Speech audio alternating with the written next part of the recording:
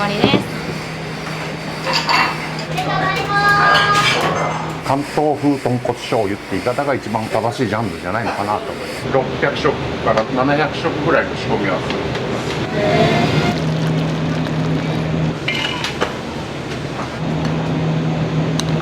鶏ラーメン固めの油少なめです。対応もよく味もうまいです。毎日でも食べれる味。こってりだけど全然食べれちゃう。ラーメンのお客様です。僕は麺が好きです。麺がうまいですね。ありがとうございます。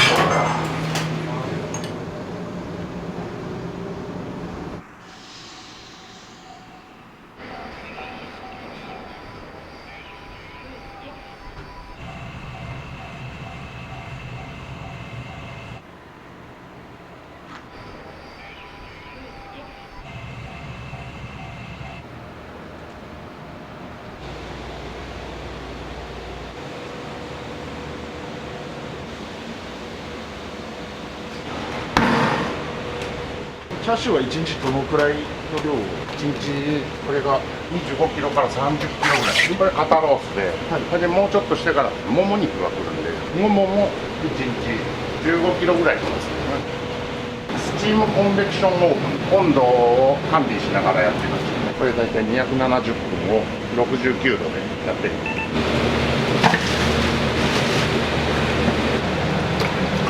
どのくらい骨の量というか、全部で500キロぐらいは、骨あるだけで多分200キロ近くある。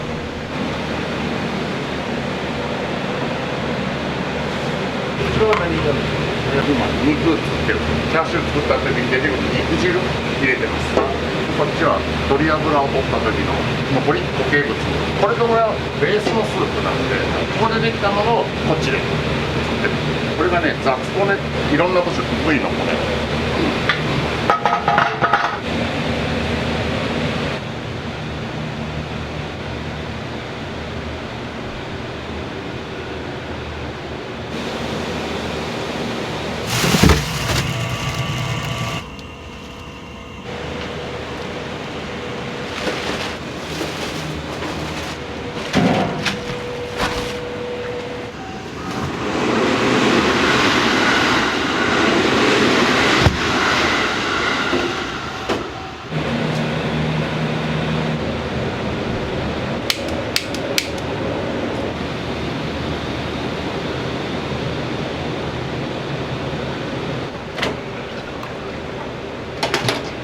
これとこれが3番目のスープっていうかありますよね。これが3番目に入るスープ。こっちのが2番目に入るスープ。これが一番メインのこっち。スープを1番、2番、3番って分ける理由ってあるんですか？スープ作りながら営業なんで、継ぎ足しのスープっていう感じですね。最初は薄いスープしかないんで、これだんだん濃くしていくっていうスタイル。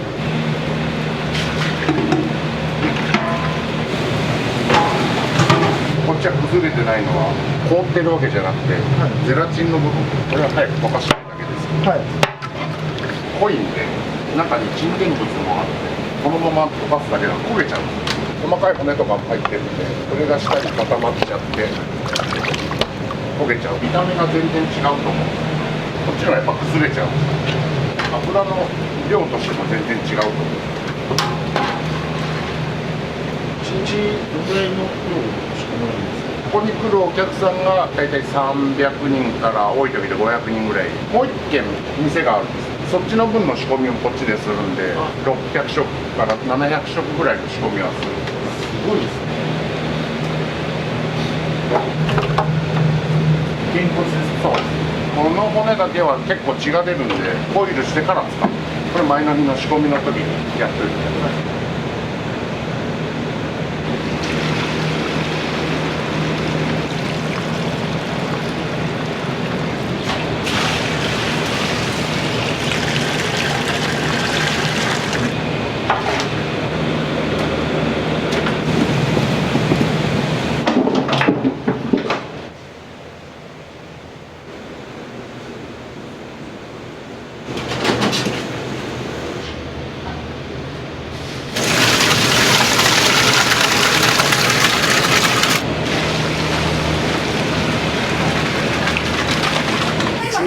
れを教えていただいていいですか。6時ぐらいに仕込み入って9時ぐらいまでに仕込みをある程度完成させて、もう1軒の店のスープを取って開店までに持ち帰りのラーメンとかを作る。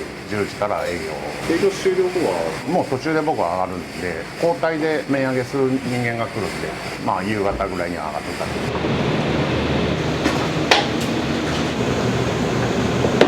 これが一番ベースになるスープ。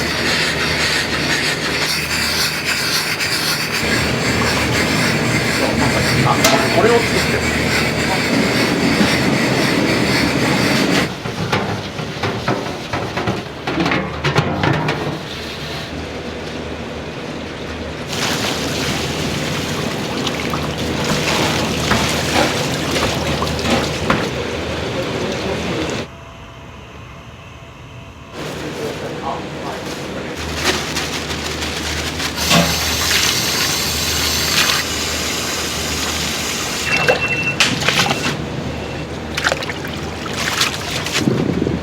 フライヤーとか貼ってあるんですそうそうそう。ラーメンとレゲエまで。皆さんがレゲエが好きなんですよ。そう。その一択だけ。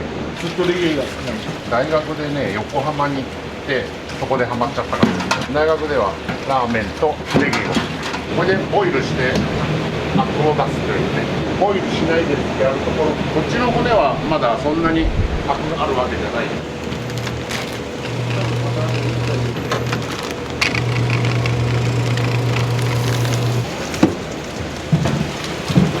つけ麺のスープお店で作って真空であ、そうですね、はい、冷凍して。コーンスープとまたちょっと違うんで、大体週に1回まとめて作って冷凍にして、ベースは一緒でそれにさらに材料足して、つけ麺っていうとちょっと濃厚な感じに仕上げたいじゃない。いろんな材料足してそこからまた作っていくって感じで。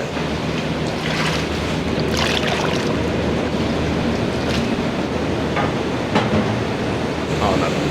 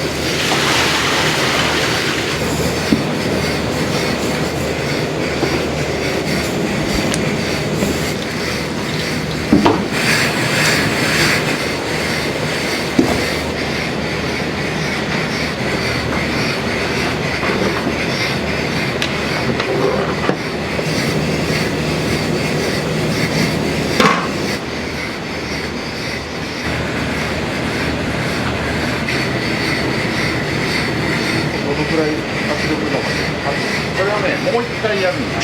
もう少し材料足してもう一回やる。大体4時間ぐらいで出来上がります。さっきお湯入れただけですよ。お湯入れただけのが40分でどれぐらいになったの。ここのやり方でそれをやろうと思ったら本当に時間もかかるし、これ逆に臭みも出ちゃう。長い時間かけてやればやるほど。これで取れるスープなんかは逆に全然癖がなくて、インスタントみたいな。逆に面白みが全くないスープだけど、これでやってるところっていうのは結構あるんで、割と使いやすいスープ。うちだとそこからさらに癖をつけていくというか、濃くしてってっていう感じなんで。ここを出す間に攪拌されて乳化して豚骨スープみたいになる。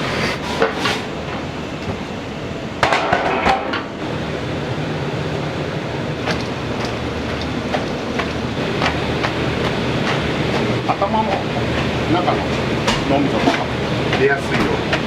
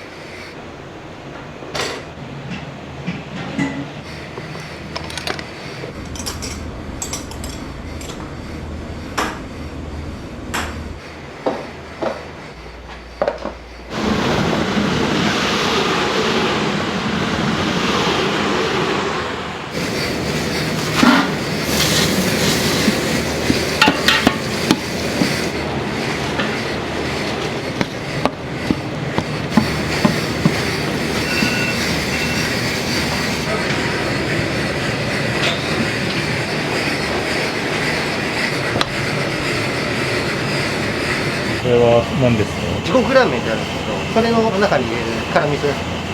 手作りなんですね。手作りです。はい。地獄ラーメンで初級、中級、上級、極上ってあるんですけど、これ極上級の時に使う辛い粉なんです。炭が入ってるんで。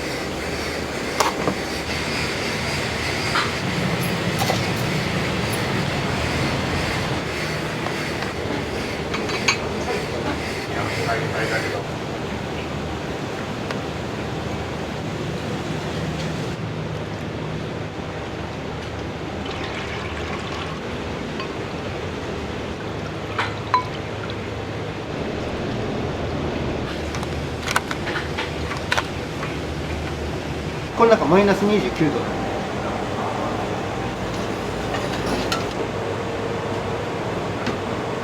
なかなかのものが揃ってるし、これも真空にする機械だし、倉庫の方にはまだもう1台液体型の急速冷凍機もあるし、最新機を導入された経緯というか流れみたいなのを教えてもらっていいですか？見ると欲しくなる。もう単純にそれで使ってみたくなる。普通のお店じゃできないことをやれるかな。持ち帰りのラーメンでもそうだし、保存の仕方でも面白いですやってて。それはげんこつは割った方がいいですか？もちろんやっぱこの中の髄が一番こういう中の一番味の決め手になってくる。骨使う意味がなくなっちゃう。割と多いのが月曜休みって店が多い、なんでっていうとね、肉屋が日月って休みやりたくても材料が入らないとか保管しとく場所がないって。黒田さんは大きい冷蔵庫があるから、それでも土曜日の配達の後には冷凍庫いっぱいになっちゃうので、これは明日の朝入れるんで、朝の分を今から入れる。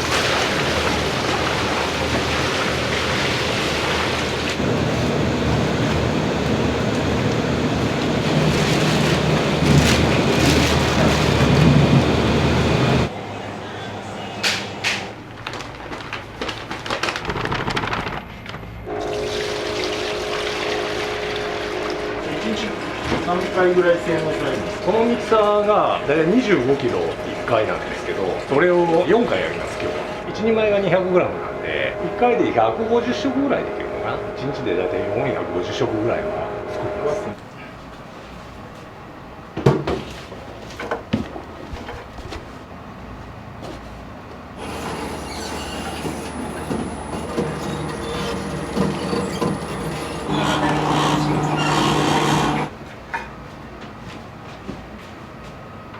折り返して合わせるっていう作業なんですけど、これを2回やります。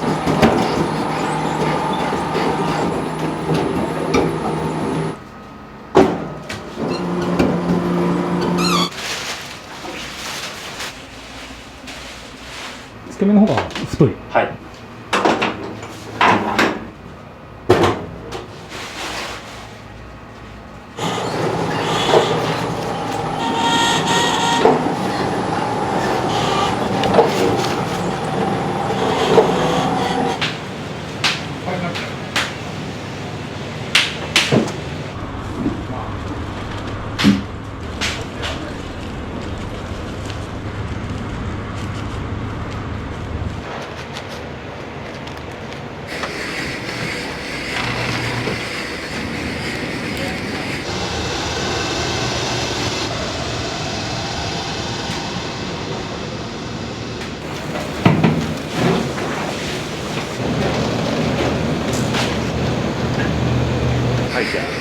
ミイラという人行ってたレゲエの店の壁に書いてあった絵、あれが基本その絵が描いてあって、あれを描いてほしくて20年越しぐらい頼めてる、そういう絵なんで、あれだけでも見に来てほしいなと思って。横に落書きみたいに書いてあれもかっこいいんで、ラーメンとか4回頼んだらセットと交換でこれなんで、でもその人のデザイン。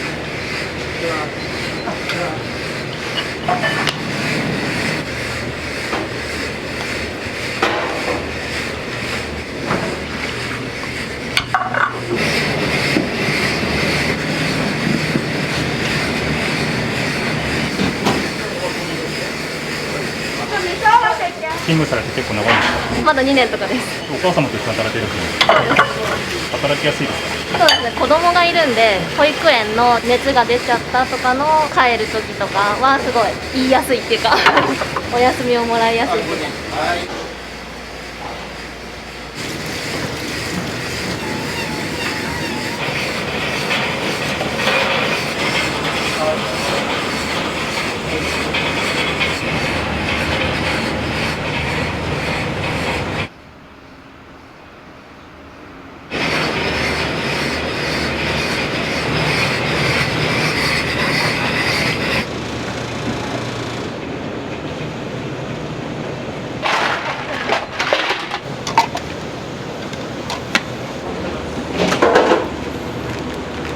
お持ち帰り用とトッピングの麺までもう全部小分けにして。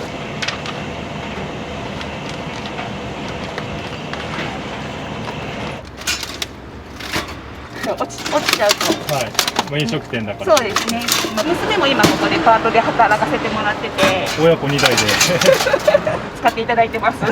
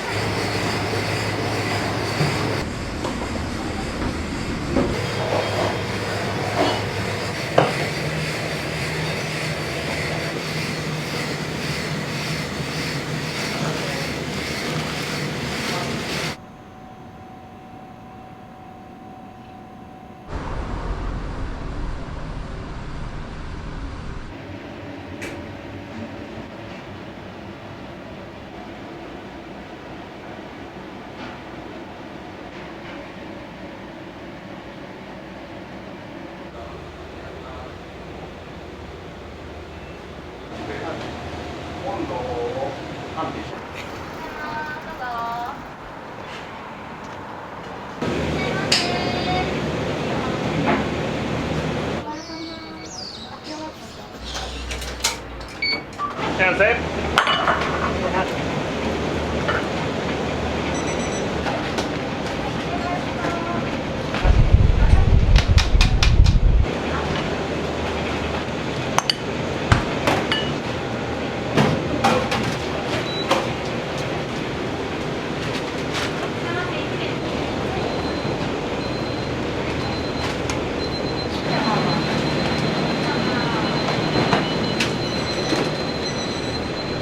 ダメ、これに。はい。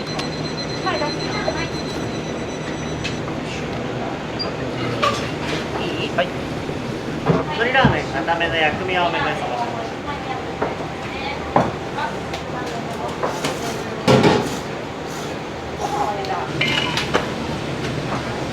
濃いめ多め。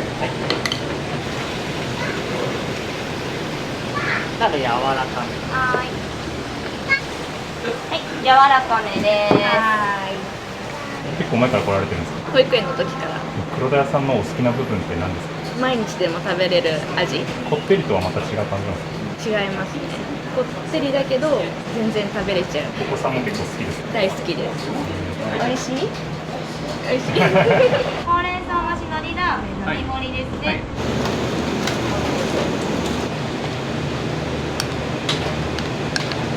半面。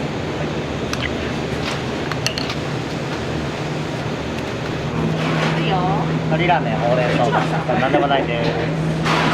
鶏ラーメンほうれん草。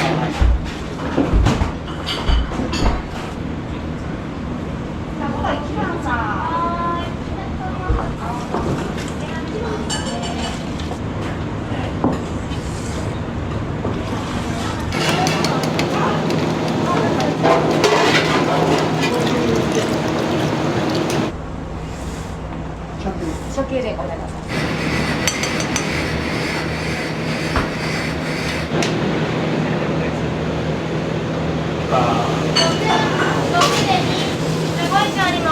はい、これで初級ですね。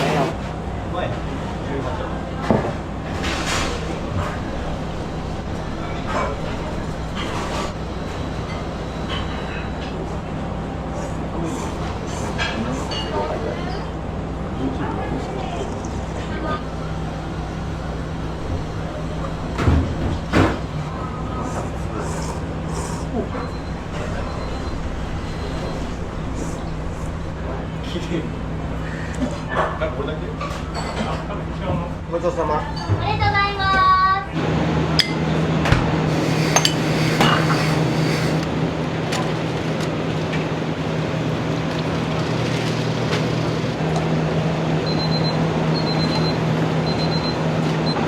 出るよ。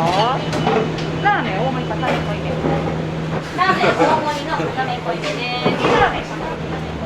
海苔ラーメン片目少なめ。鶏ラーメン固めの油少なめです。あとライスとチャゴがいいですよ。かほちゃんですか。チャーシューご飯のご飯ですね。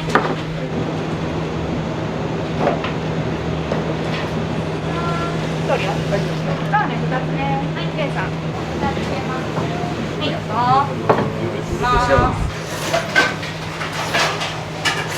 黒田さんのいいところって何ですか？対応もよく味もうまいです。ラーメンの大盛りです。アピールで気をつけてください。ごちそうさまです。きますね。ごちそうさまです。全部普通で。はい、ラーメンの身も卵ラーメンの並盛りですね。卵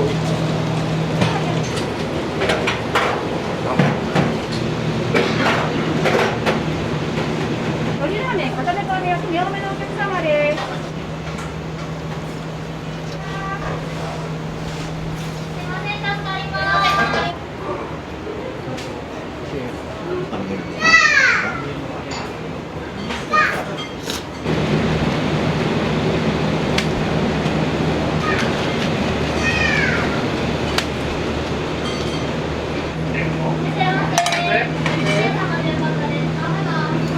アピールで気をつけてください。すいません、助かります。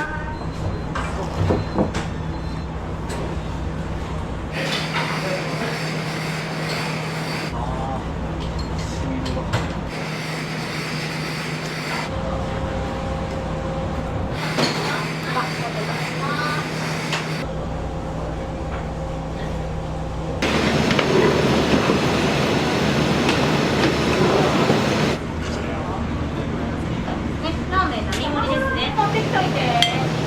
スープとか麺とかで他店とは違うところとか強いこだわりを持ってる部分とかってなんかあるんですか？スープに関してはお店の個性であると思う。麺に関しては自分のとこで製麺してるんで、いろいろ試してみていい粉っていう感じのやり方をしてるんで、こだわってるというよりは自分たちが食べて美味しいと思う。ラーメン片目濃いめですね。お待ちどうさまでした。あり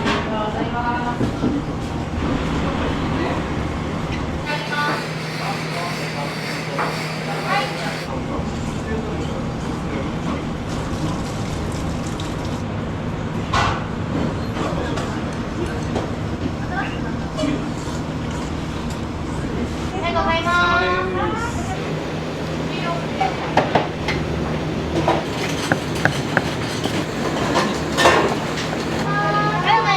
ありがとうございます。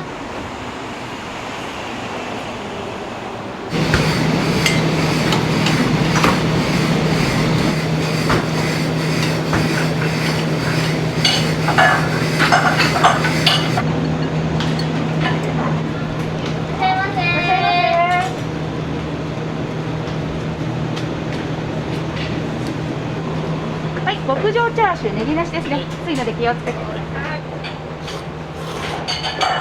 最初の子がここが美味しいって言っていて、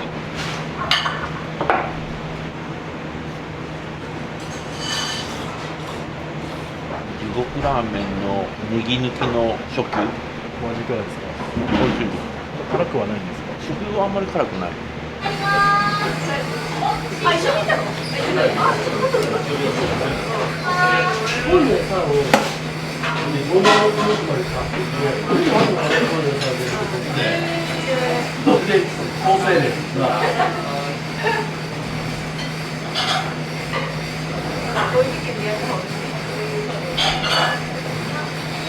ーメンとかお出しです。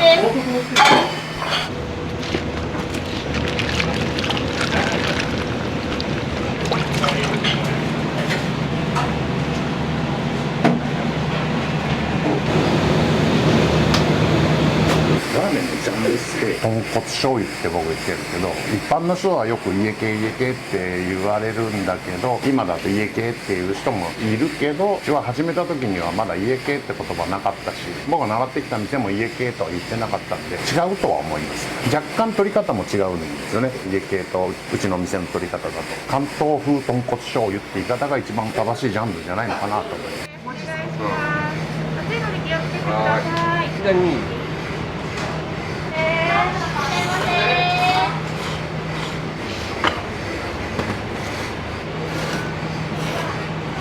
濃い味が、はい、好きです。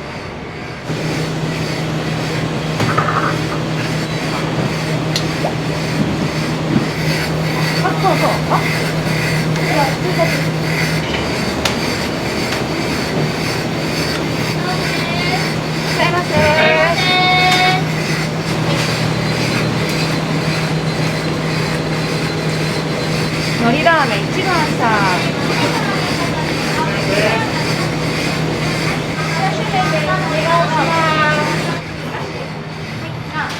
結構味が濃い。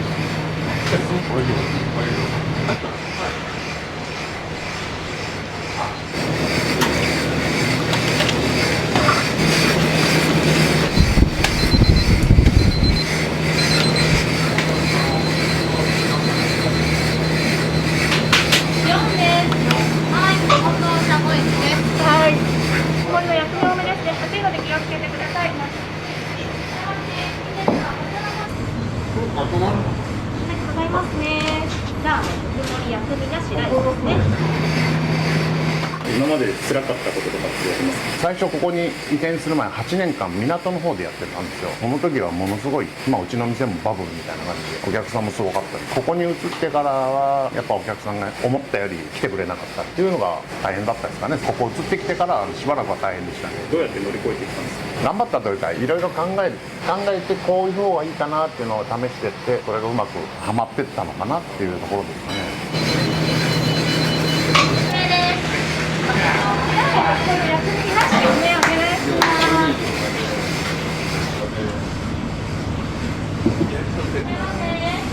ありがとうございます。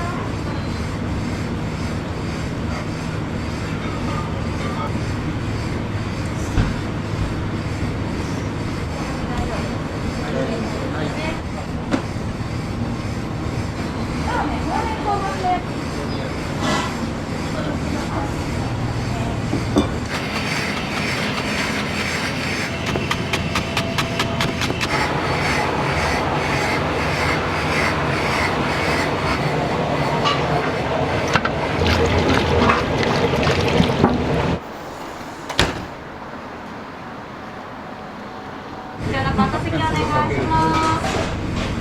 地獄ラーメンから頼しますか？上級ネギなし並盛りですね。揚げネギ、青ネギあります。今のが何か。すいま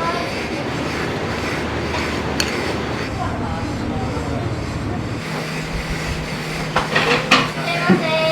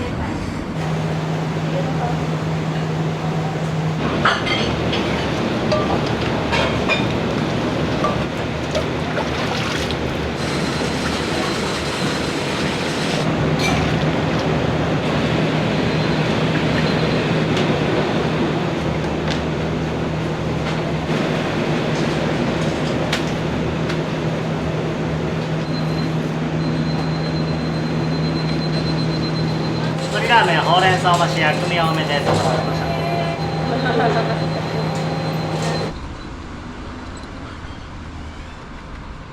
ちらのお席どうぞ。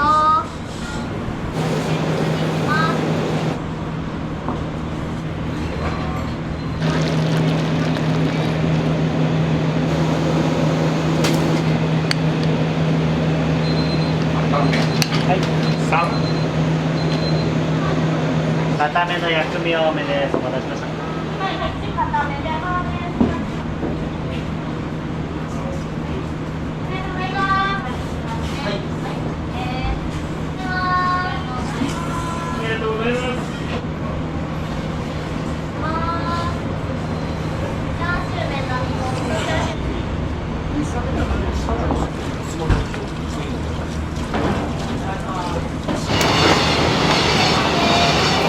チャンス。ラ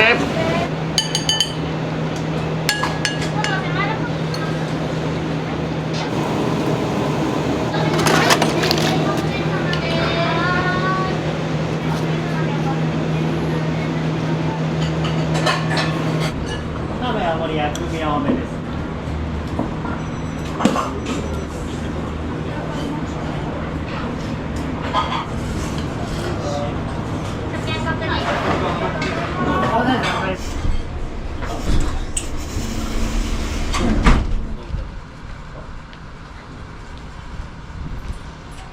ラーメン固めほうれん草増しですね。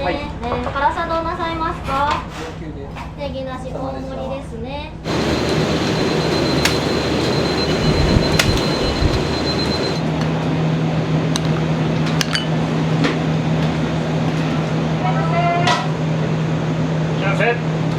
固め濃いめ薬味を。ほうれん草増しラーメンですね。固めです。上級ネギなし大盛り固め濃いめ薬味多めになります。ラーメンの並盛りですね。ラーメン屋を始めたきっかけを教えてください。大学卒業するときにまだバブルだったんですけど、なかなか大学卒業できなかったりとか、周りから遅れていくわけじゃないですか。それで自分でやる仕事ないかなみたいな、大学の時からバイトしてた店があったんで、ここで習おうかなというか、そこの師匠っていうのはね、横須賀出身なのに強烈な中日ファンで、僕がバイト入った初日にもうようこそって感じで、それも縁なのかなと。豊橋にはラーメンあんまなかったし、指導されたお店ってどういったお店なんですか？横浜にある田中屋っていうお店です。お店のこだわりを教えてもらっていいですか？普通のことを当たり前にやるかな。そんなにこだわるっていうよりはもう仕事なんで続けていけるようにやる。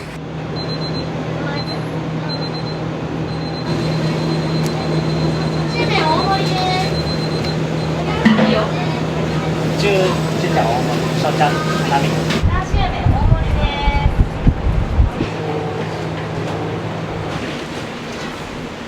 いただきます。濃いめ。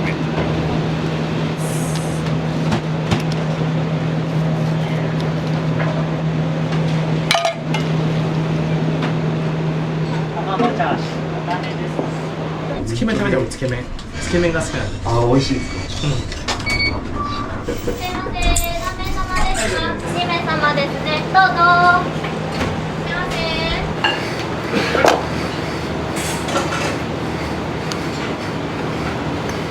つけ麺のつけだれとほうれん草ですね。こちら程度で気をつけてください。お願いします。1番。ああ、微妙、そこまで微妙な。はい。 2.5でいいの？はい、芋ほうれん草。11に出るよ。いいよ。でこれが11のラーメン並。ラーメンのお客様です。すいません。ラーメン大盛り、油少なめ薬味多めですね。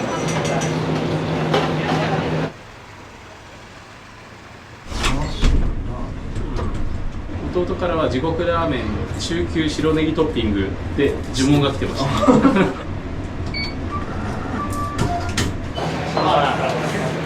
のネギは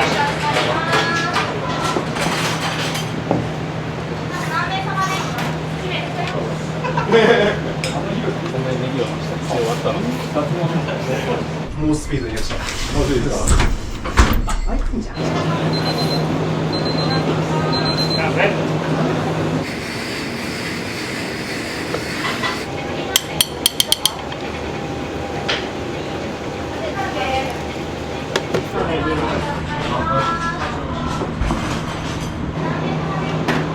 これ唐辛子焼いたやつ、あとは食用の竹炭を入れてる。唐辛子焼いただけでも多少黒いけど、よりインパクト出すっていうか、黒い方がインパクト大きいかなと思います。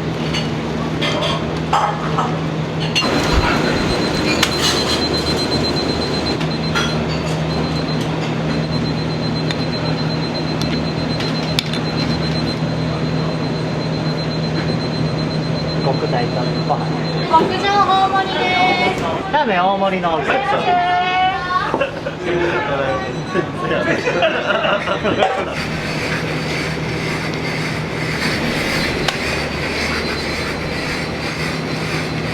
大丈夫かな。はい、行きます。ラーメン柔らかめ辛めです。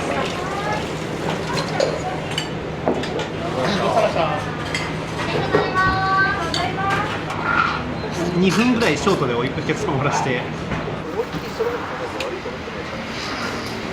よく来られるんですか？めちゃくちゃ来ます。月1回は必ず定期的に週で連続こともあります。黒田屋さんの魅力って何ですか？僕は麺が好きです。やっぱりそうですね。僕も断然麺はうまいですね。太麺の短さもちょうどいいです。麺はめちゃくちゃうまいです。僕柔らかめ頼むんですけど、ここの柔らかめは本当にうまくなりますね。他のところで柔らかめ頼んでもちょっとなんか違うんですけど、ここの柔らかめすごいうまいですよ。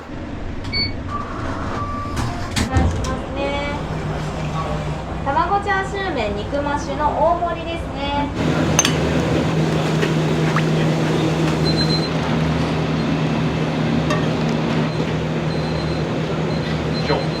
次は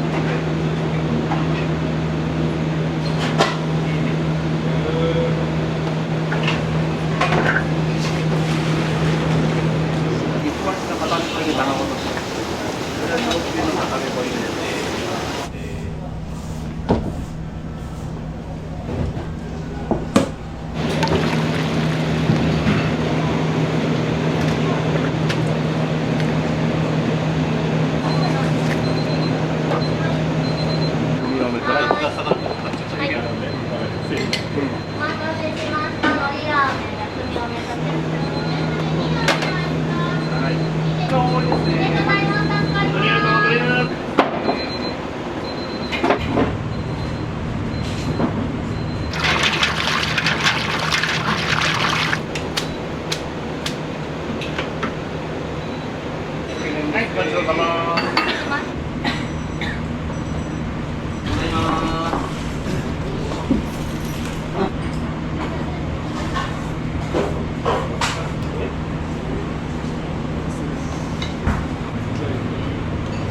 親子で働いてて働きにくいとかないんですか？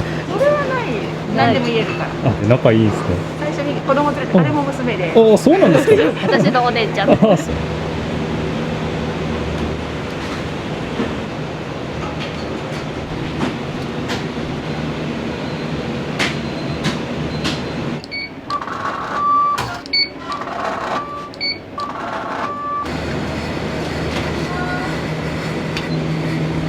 まず食べてほしい一杯って言いますか？本当にラーメン、基本のラーメンを食べたいですね。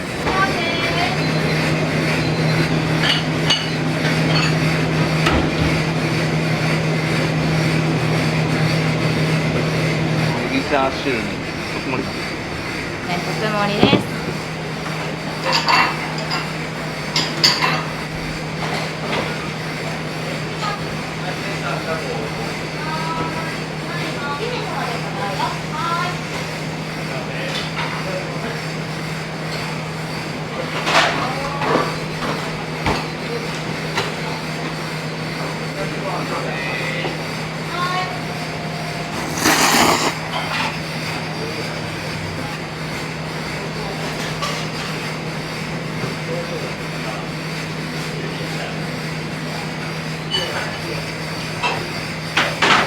始めた時のきっかけっていうのはラーメンじゃなくて、ずっと例えばレゲエとか聴いてられるような生き方、割と若いうちにはそういうのを聞いてても年取ってくると聴かなくなる人いるじゃん。そうじゃないためには何がやれるのかなってとこからラーメン屋行ったから、純粋にラーメンが好きで始めたわけではないです。でもやりだしたらハマりまして、面白い。僕ゲームはやんないけど、ゲームにハマる人ってこんな感じなのかなって。朝の仕込みも面白いし、お客さん来てくれて作るのも面白いし、ラーメン屋だけど僕はレゲエがが大好きなんで、そういう店だと思ってください。ぜひうちに来て外の外壁とか絵とかも見に来てください。なかなかかっこいい店だと思います。ありがとうございます、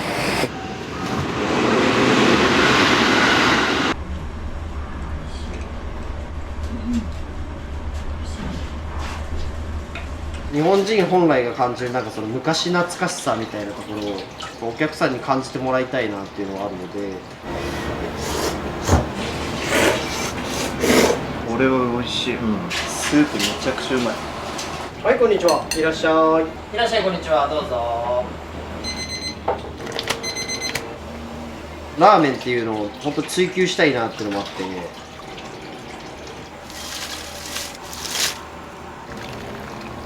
美味しかったよとか、また来ますって言って、1人で来たお客さんが2人3人で来てくれたりとかするのは、また来てくれるっていうことにはもうやりがいをめっちゃ感じますね。そうですね、大変なこと多いですけど、でも本当に、長く商売が続けられて、仲間も増えてすごい良かったなと思います。もうちょい煮干します？そんな変わらん。これぐらいでいいと思うんだけどな。ありがとうございました。いってらっしゃい。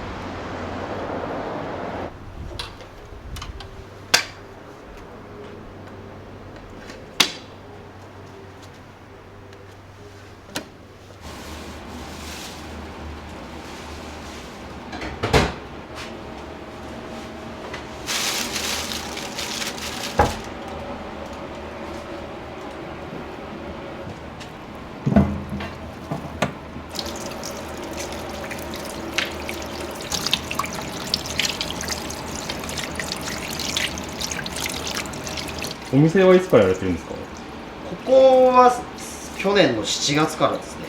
もう1店舗矢事の方にあって、はい、こちらまずそば屋なんですけど、全く違うジャンルでちょっと出してみたいなっていう思いが。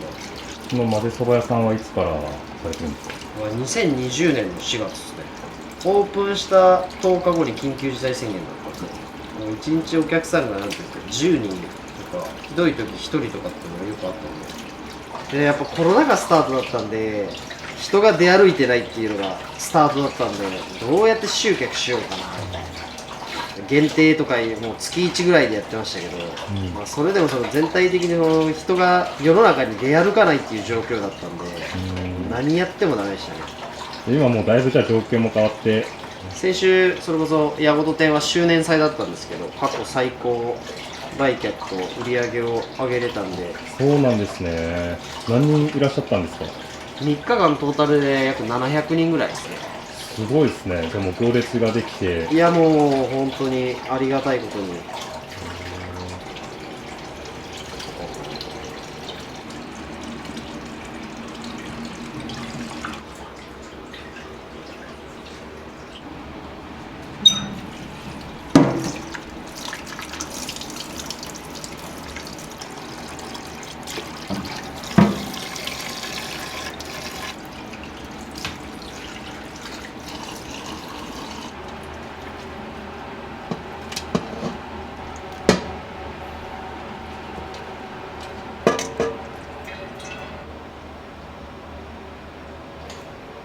営業中ずっと炊き続けるスタイルですか？そうですね。なるだけ前日のスープを呼び戻しっていう形で新規で炊いたものに足していくっていう感じですね。気温とかに違って鶏の質だったり煮干しのその味の出方が全然違うので、結構日によって分量は違うかなっていう感じですね。ラーメンっていうのを本当追求したいなっていうのもあって、煮干しの旨味をお客さんに感じてもらいたいなっていうのがあるので、日本人本来が感じるなんかその昔懐かしさみたいなところを追求できたらなと思って。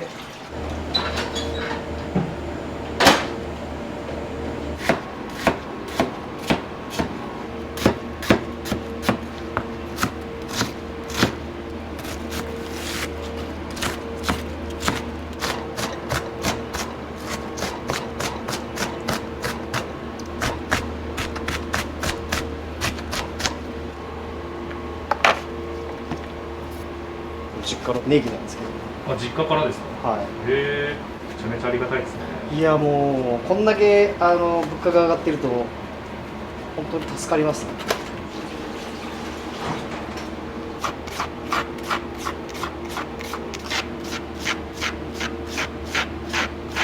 これだけなんか立派なネギ育てれるのすごいですね。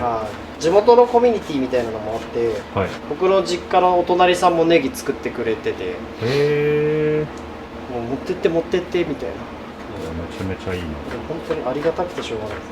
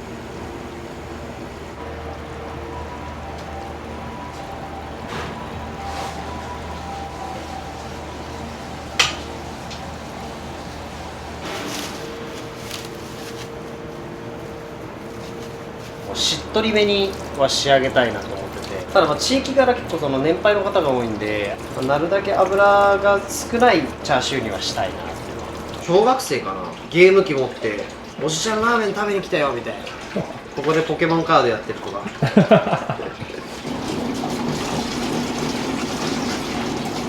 でもラーメン歴としては結構長いんですか？僕はでもトータル3年ぐらいですかね。あ、そうなんですね。スタートは本当にオーストラリアでラーメンを立ち上げたから今もラーメン屋。そうなんですか。四谷の頑固さんってラーメン屋さんがあるんですけど、そこのオーナーさんとかがその昔からブログ書くの好きで、それを読み解いて手に入る材料を入れてみて炊いてみて、これじゃないあれじゃないっていう戸村さんと一緒にやろうってなったのは何なんですか？一昨年の10月ぐらいにそれこそ辞めて、家と職をいきなり失って、でそのぐらいちょうど知り合って家もないんだよねみたいな、家も仕事もないんだけどさみたいなへもしよかったらバイトでいいから雇ってくれませんかみたいな。え、2つ返事ですよ僕としては。あ、そうなんですね。経歴のそんなねお持ちの方が、でも会って2回とかなんで、1時間喋った日と多分2時間ちょっとぐらい喋った日ぐらいしかなかったから、2つ返事っつってもなんかよく受け入れたなって未だに思いますけどね。もともと2店舗やりたいって言ってたので、スープをちゃんと一から炊きたいっていうのがあったので、勉強がてら一回やってみますかでやったら取り上げてもらったっていうこれ全部返しのボトルなんですけど、味噌もそうですけど醤油とかも文化が深いじゃないですか。できれば地産地消したいなと思って、なんで高知に使ったりとか、あとは醤油はこれは三重県産なんですけど、その醤油がなくなったら作れないんだよっていうのはちょっとね知ってってもらいたいなと思って、なんで一応ちょっと飾ってるって感じです。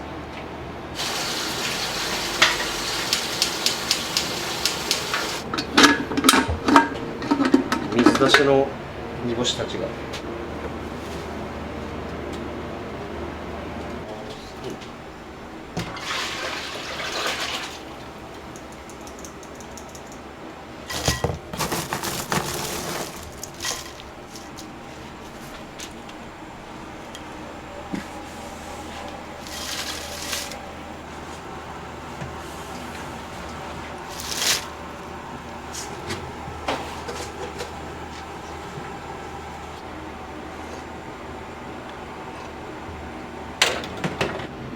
そうだね、ボコボコしすぎると中のでも6時間もやったらいいんじゃないかな。そうですよね、そうですね。昨日3時ぐらいに出て、で8時半9時ぐらいにああ結構出てきてるなっていうのはあっ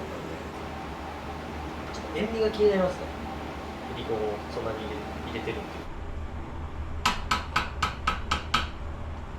結構強いですね。あ、そうなんですね。了解です。サバの油は来たけど一口飲んだ。もうちょい煮干します？そんな変わらん。でちょっとその油も一緒に飲んだらいいよ。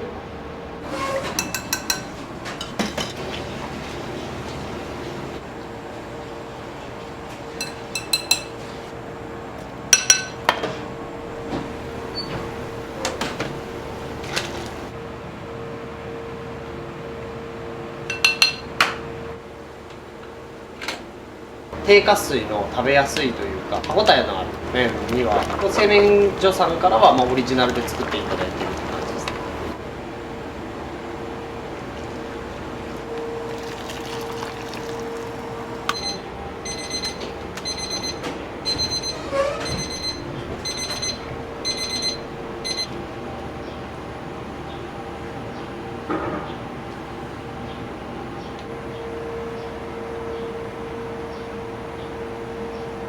こっち20。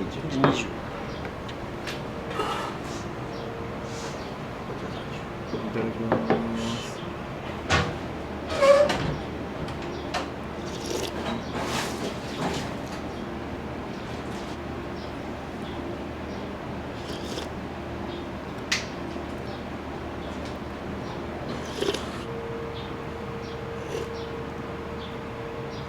30ですね。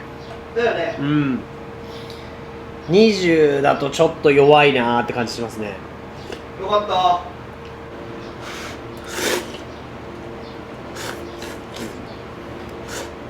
めっちゃ薄いわけではないですけどね。なんかそうで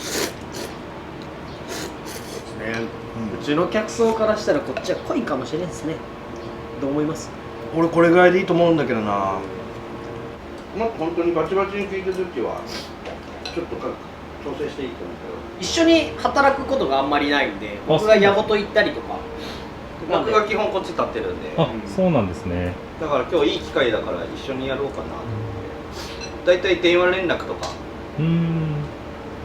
仕込んでもらって後から僕が入って営業だけ回すみたいな時があるので、結局彼の好きなもの、どういうラーメンにしていきたいかっていう目標ってゴールが定まってないので、やりながら美味しいもの作っていこうっていう今感じで、正直毎日違うんです。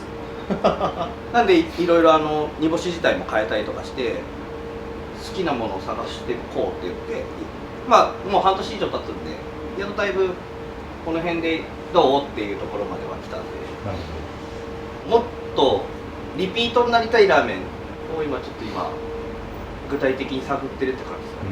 シンプルだからこそ難しいみたいなところなんですよね。独学かもしれないけど、少しずつでもいいもの出せたらなとは思いますけど。結構しっかり入れていいよ。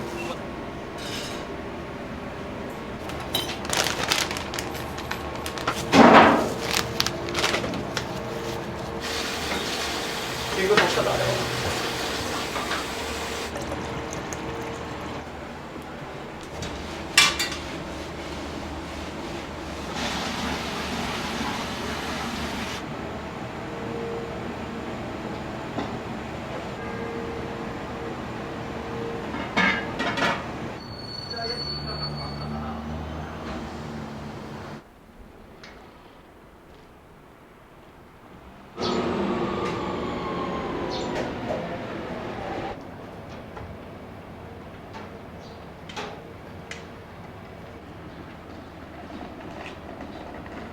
入れます。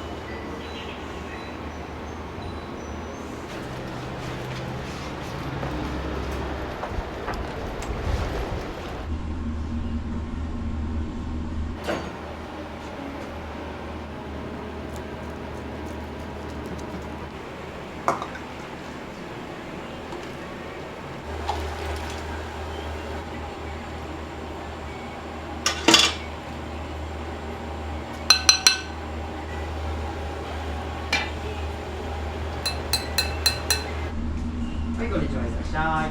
お好きなとこどうぞ。はい。中華そば大盛りでございます。大盛りで。はい。普通のもう一つください。はい、お待ちください。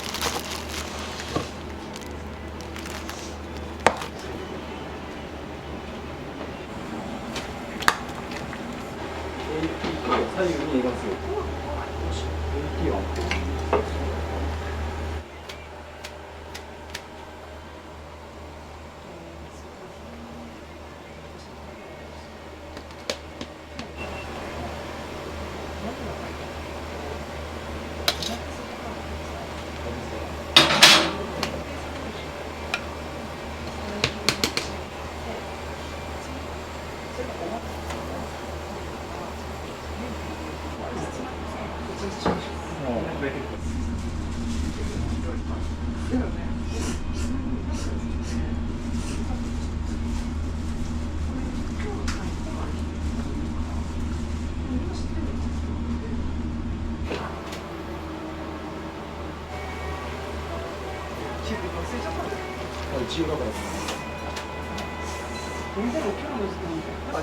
お待たせしました。大盛りです。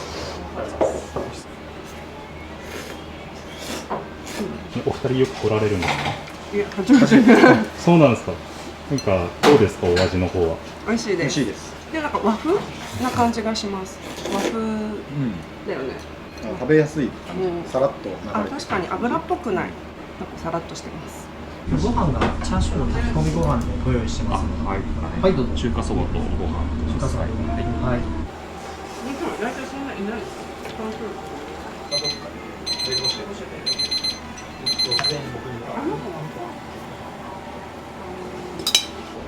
まずお待たせしてます。中華そば7人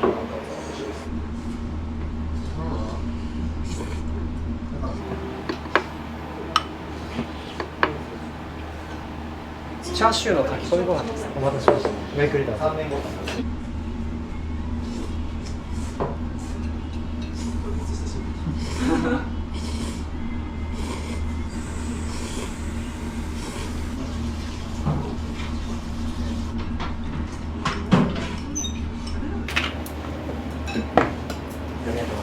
りがとうございます。ありがとうございます。お気をつけて、またお願いします。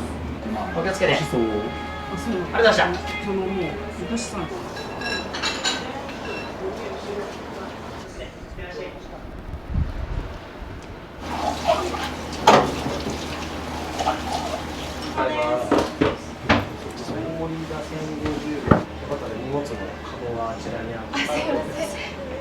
並盛りの大盛りのバラので。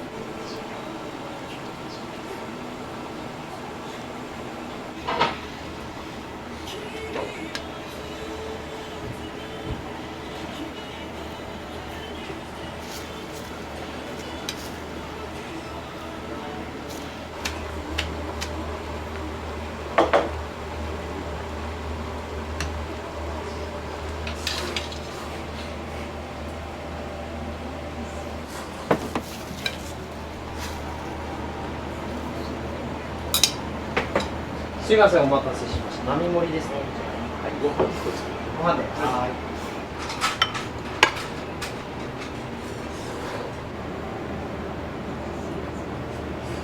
はい、チャーシューの炊き込みご飯ですね。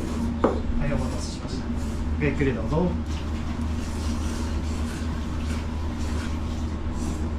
お待ちください。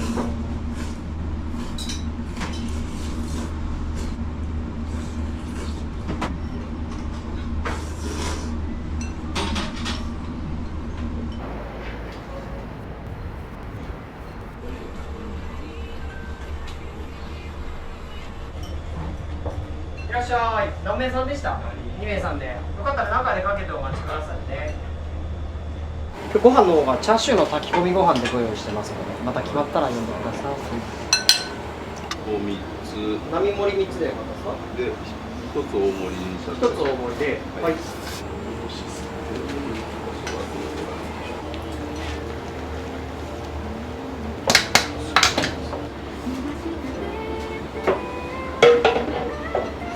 水取り替えますか？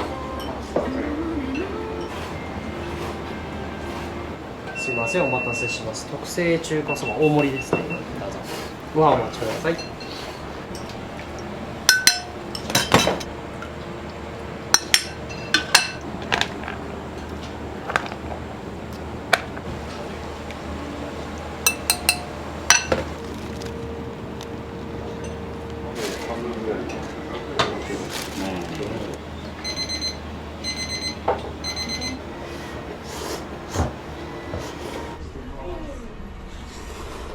よく来られるんですか、皆さん。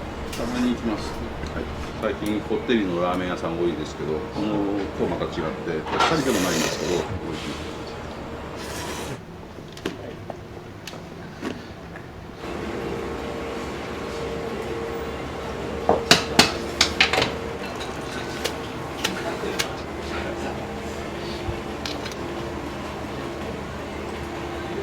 お待たせしてます。中華そば。はい。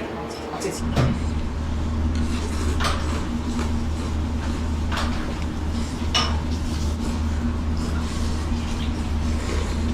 待たせしました。ありがとうございます。恐れ入ります。ありがとうございます。お気をつけて。いってらっしゃい。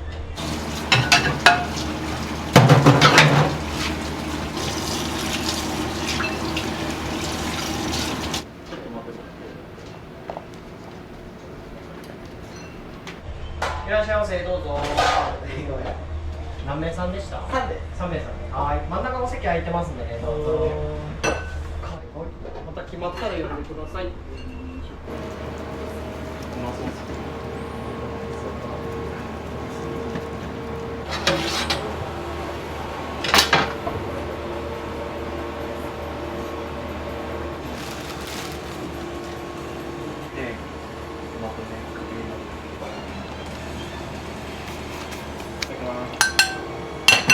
八木崎っていう駅が貸す壁。わ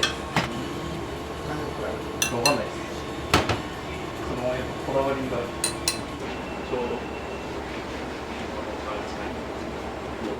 2番手があるんですよ。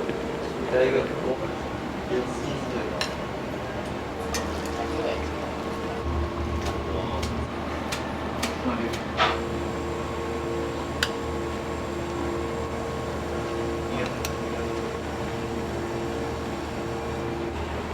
すみません、特製の大盛りからもう一つですね。はい、ありがとうございます。どうぞ。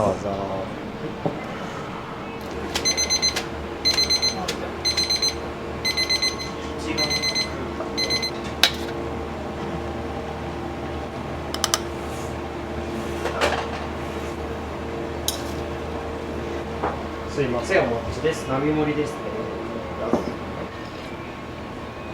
すげえうまいっす。うまい。俺はめちゃくちゃ好きっす。味がいい。まあ食べてみてくださいよ。確かに。個人の感想によるから。うん。細い麺がいいな。いや、そうっすね。上品に食べようと思って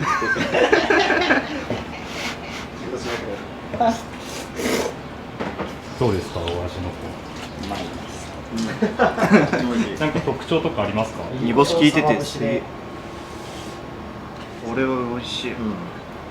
僕は大好きです。煮干しの香りが引き立つよ。塩かな。スープめちゃくちゃうまい。終わった。はい、ありがとうございます。ありがとうございます。お気をつけて。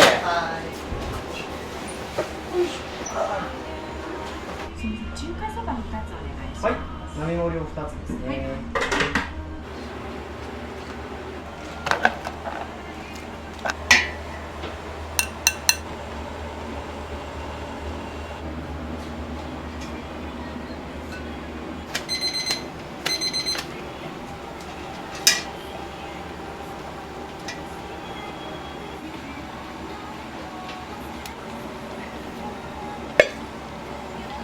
並盛りを2つですね。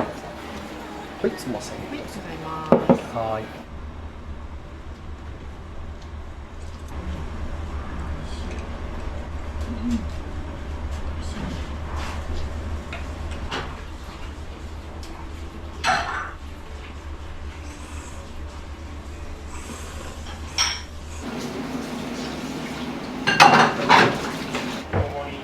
大盛りでいいですか。はい。はい。ありがとうございます。お願いします。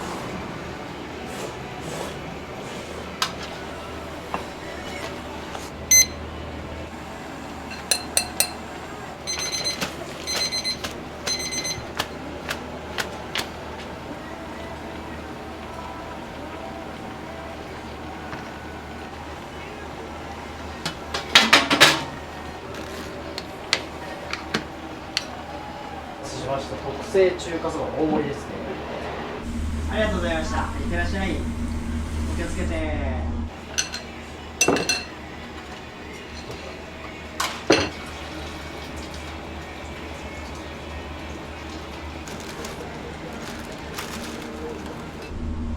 うどだけ少々お待ちください。お決まりでしたか。中華そば、はい。麺大盛りで。麺大盛りで。はい。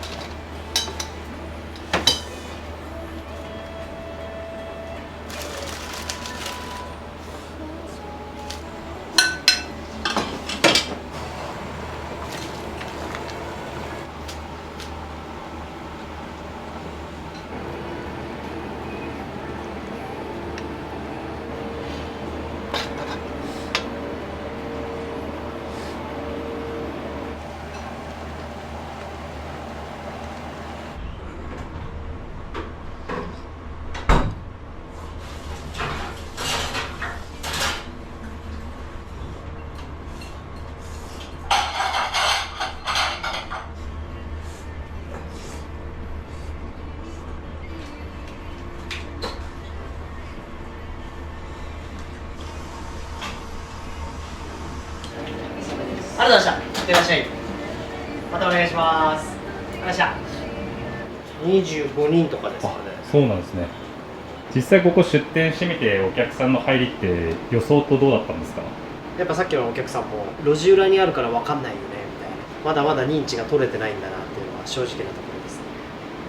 まあお昼で50人とか、まあ本当に多い分には十分なんですけど、まあでも一人で回せるのは多分40から50ぐらいが限界かなと思うので、それぐらいは行きたいですね。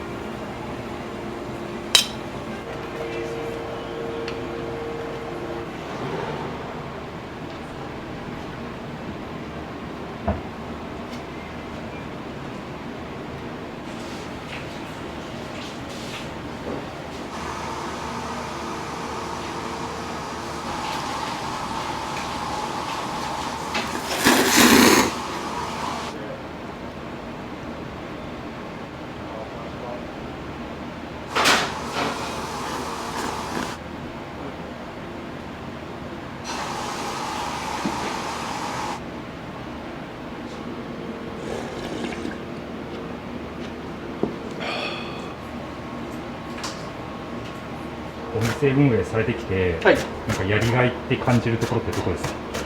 そうですね、美味しかったよとか、また来ますって言って、1人で来たお客さんが2人、3人で来てくれたりとかするのは、また来てくれるっていうことにはもうやりがいをめっちゃ感じますね。お店始めてみてよかったですか？そうですね、大変なこと多いですけど、でも本当に、長く商売が続けられて、仲間も増えてすごい良かったなと思います。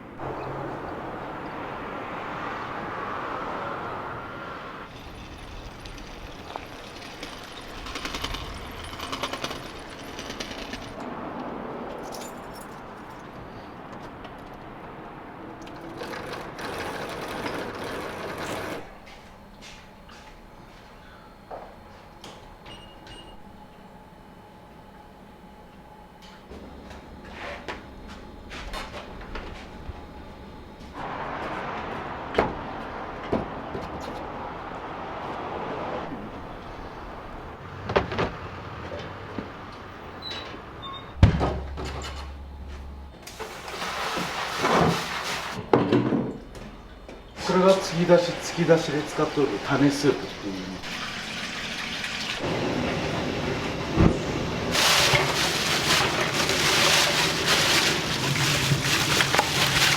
若鶏の血です。全部鶏。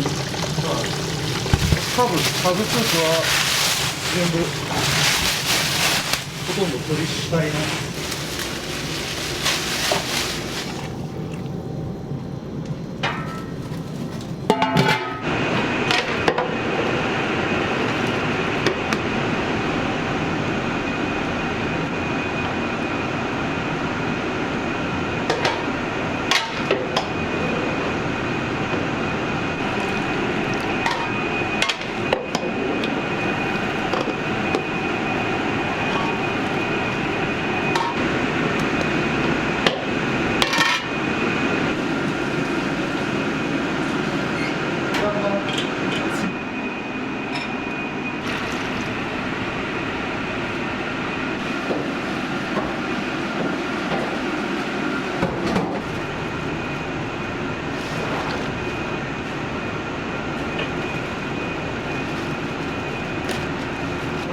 何キロぐらい？120、30キロ、ガラだけで、こっちは別として。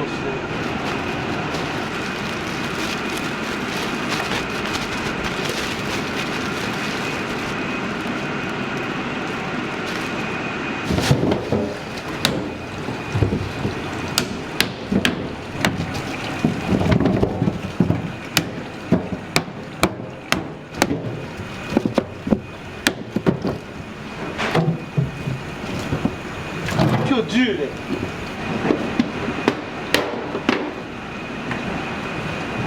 大体何キロぐらいだ？これで1日25キロとかですよ。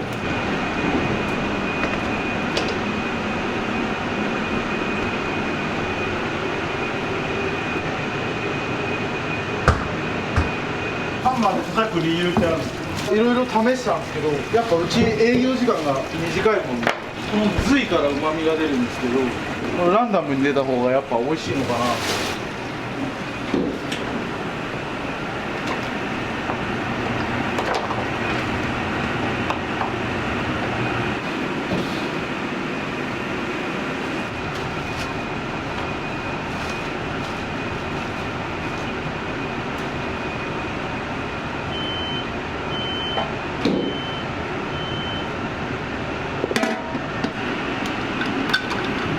サブから何倍か足してメインの柄を移して新しい柄を入れるんですけど、やっぱ暇やと水が減らないじゃないですか。家系なんか他のラーメンではあんまり言わないですけど、スープを回すっていうんですけど、スープが回らない状態、濃度ばっか出てきちゃう。で濃度が出てくるとやっぱこの醤油とタレとのバランスが悪くなっちゃう、そこが難しい。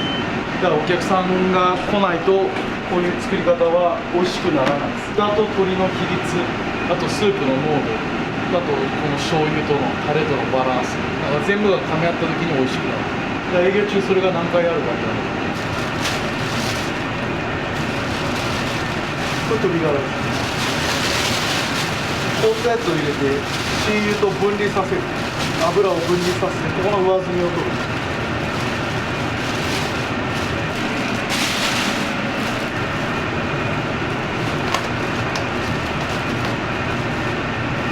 こうすると油と水が分離してくる。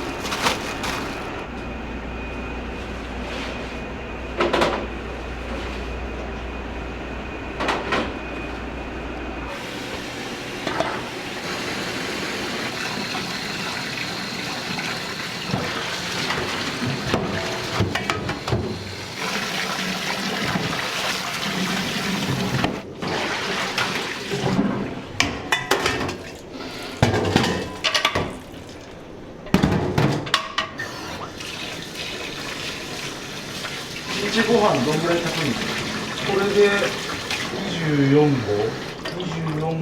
合を4回炊くんで96合、10升ぐらいですかね。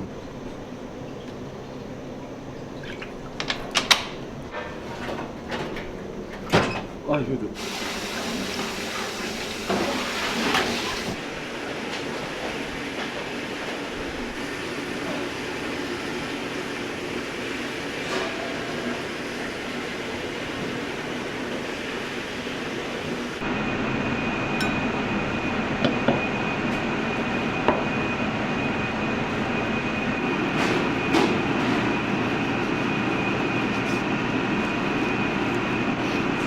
やっぱ脂身はちょっと捨てますね。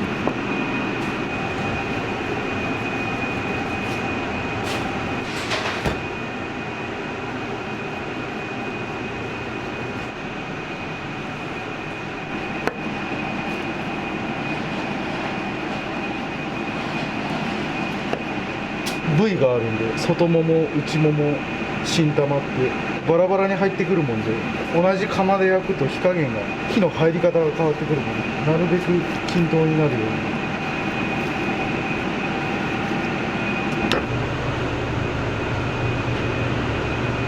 釜によって癖があるんで、どこが火強かったりとかあるもんで、そこら辺ちょっと考慮しながら潰していく。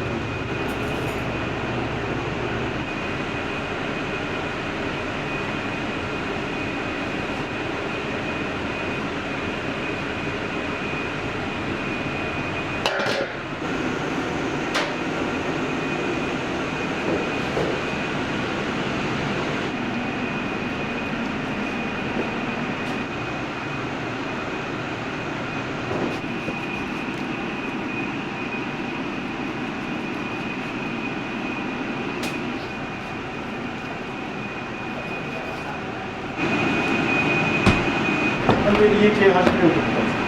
自分で独立するとしたら、やっぱ自己資金もそんな多くないし、そこから家系にはまって、最初はやっぱ抵抗がありますよね。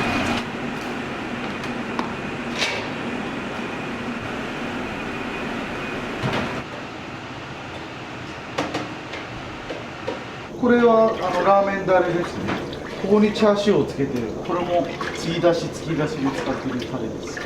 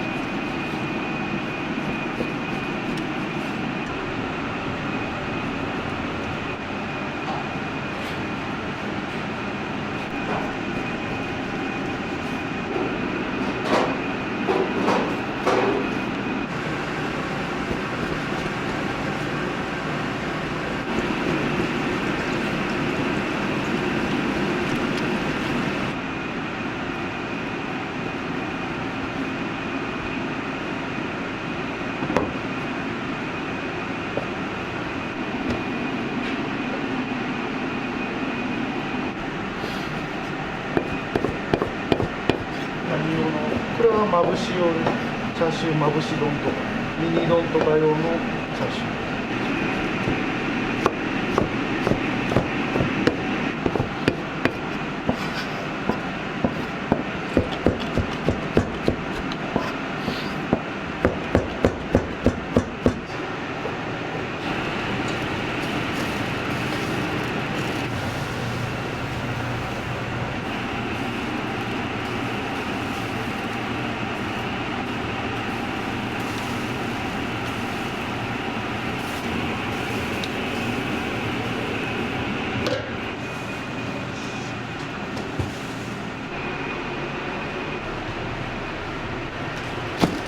大体何食分ぐらい？これで1日ちょっとぐらいです。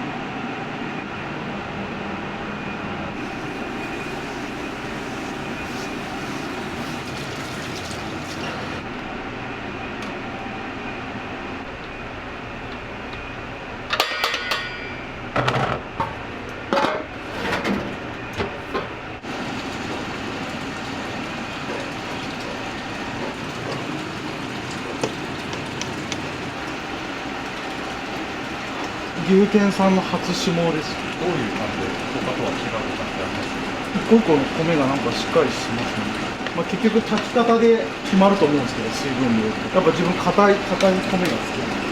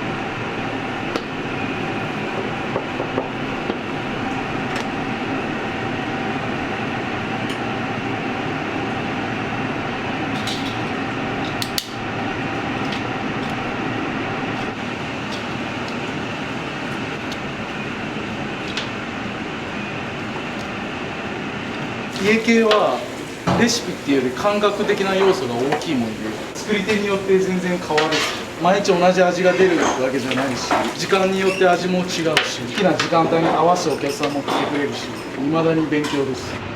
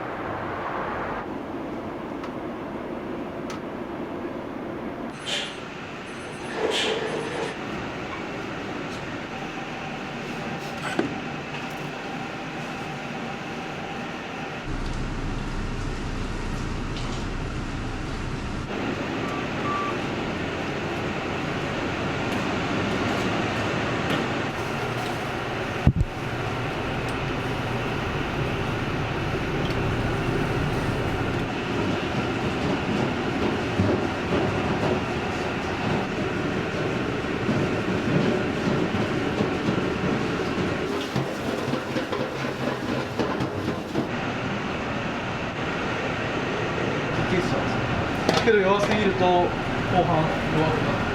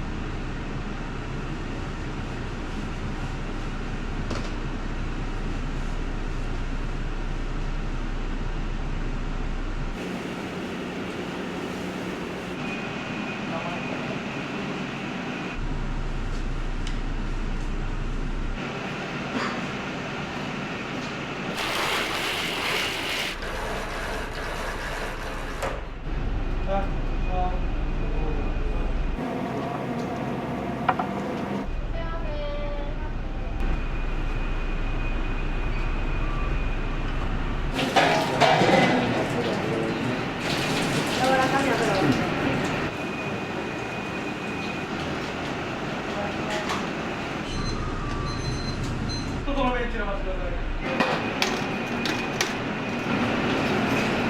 今日卵のチルでした。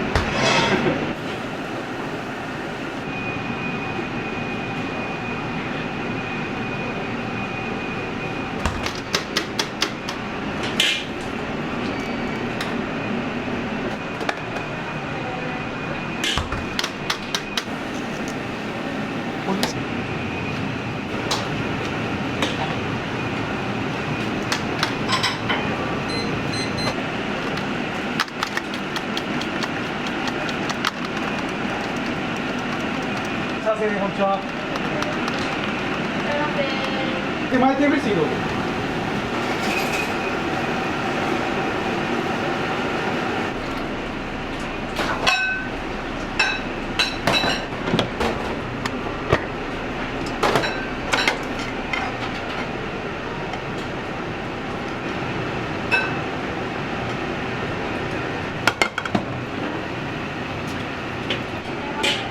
上昇でてみた感じ。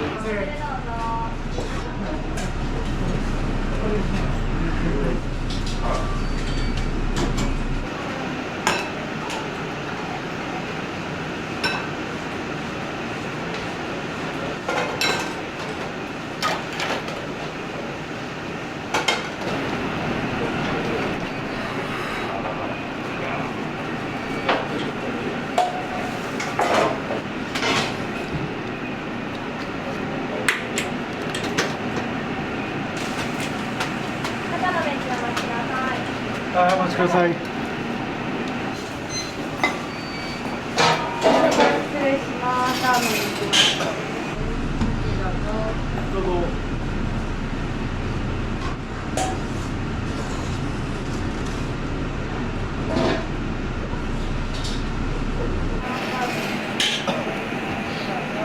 どうぞ。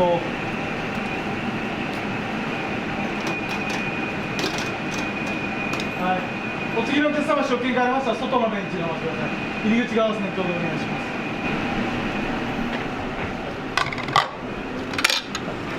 はい、柔らかめの方お待ちください。お待たせしました。こちらに入れますです。ごゆっくりどうぞ。カフェ。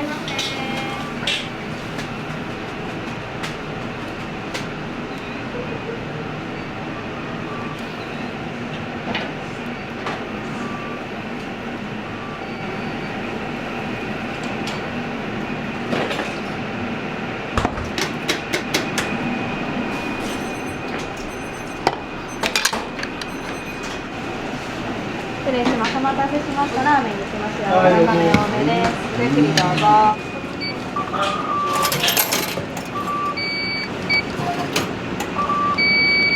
預かりします。はい、順番にお作りします。お待ちください。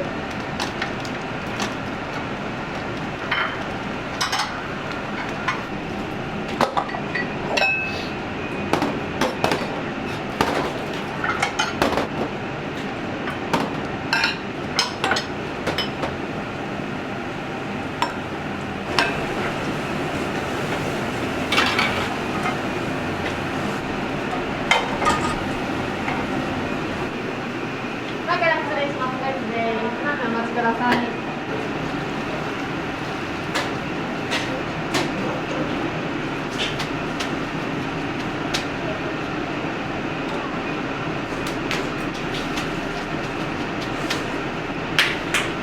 はい、固めの方から出ます。薄めの方お待ちください。お待たせしました。黄色をセット固めですね。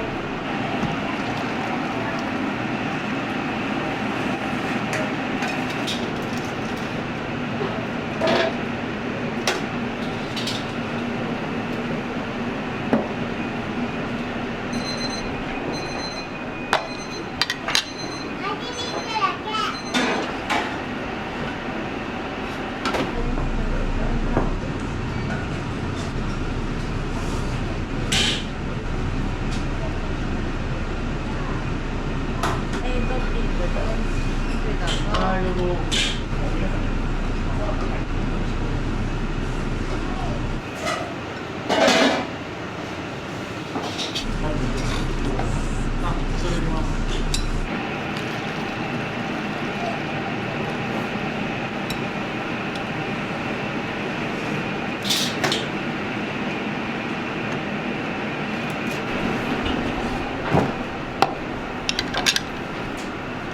待たせしました。ラーメン柔らかめです。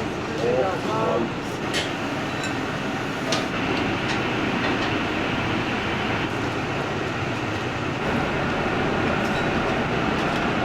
ありがとうございます。またお願いします。ありがとうございまし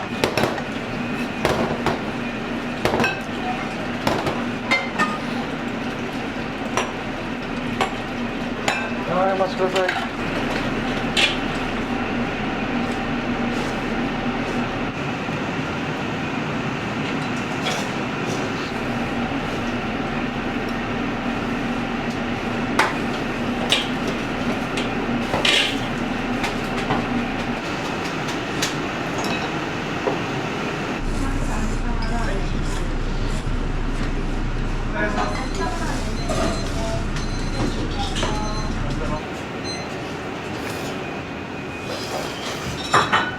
稲葉屋さんって結構よく来られるんですか？初めてで。どうですか、初めては。いや、いい意味で醤油が全面に来ないというか、うまみが最初に来る家系って初めてに近いぐらいすごいうまいです。はい、ごきげんどうも。またお願いします。前から失礼します。お先です。お待ち。お待たせしました。ライスです。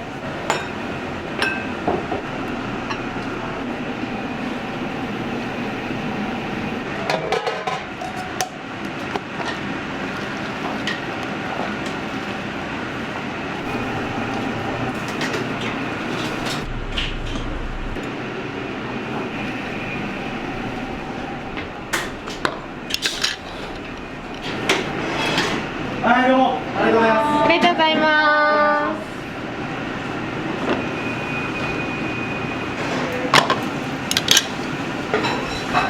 お待たせしました。特製ラーメン片揚げトリュフです。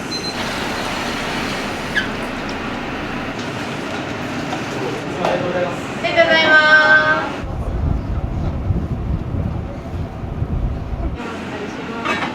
このミドされますか？はい、全部固め。油少なめ、肝薄め、熱くされますか？全部で。ありがとうございます。またお願いします。待ってください。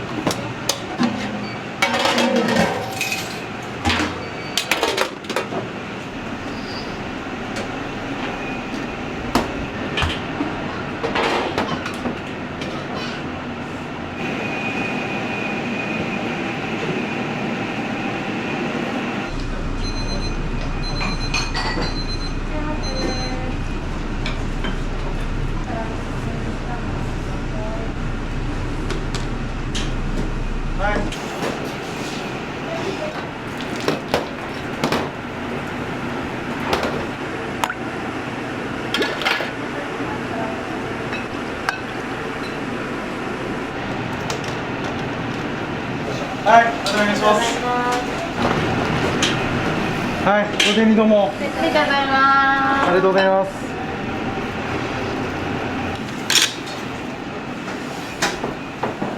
お待たせしまましたライスセットグッズです。はい、どうぞ。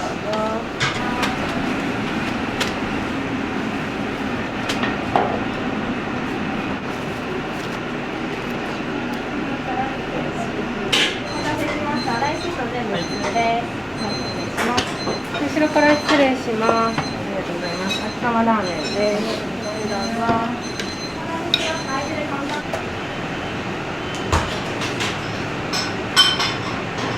好みどうされますか？固め味です。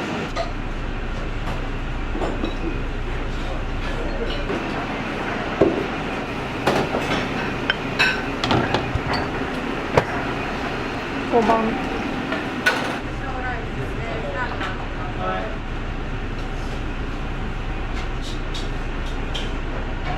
はい、またお願いします。どうも。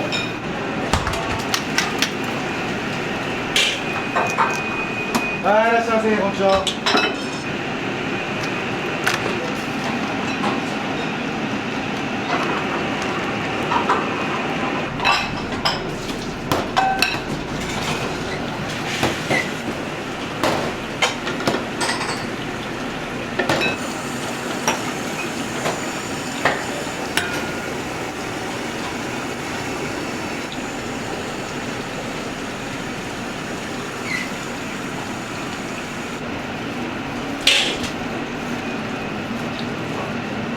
次でが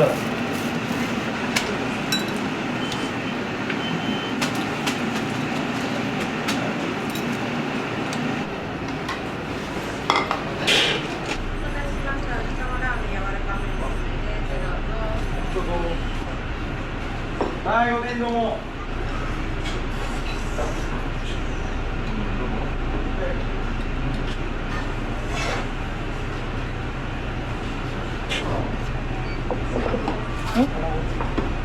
あ、どうも、いつもありがとうございます。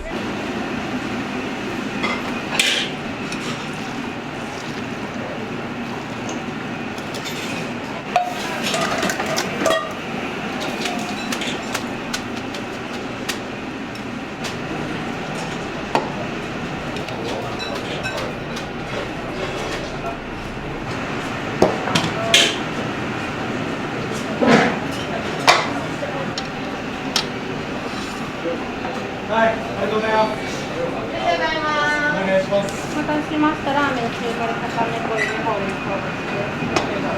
どうぞ。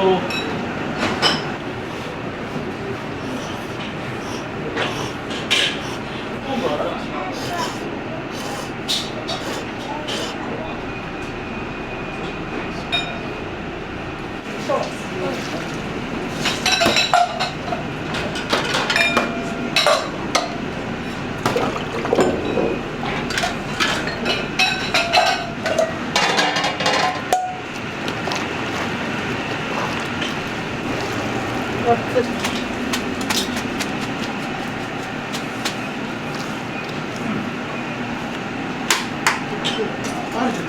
今度は新しいなと思います。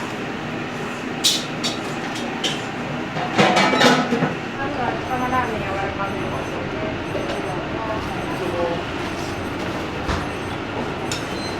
ありがとうございます。4名さんカウンターでもよろしいですか？よろしいです。じゃあちょっとお待ちください。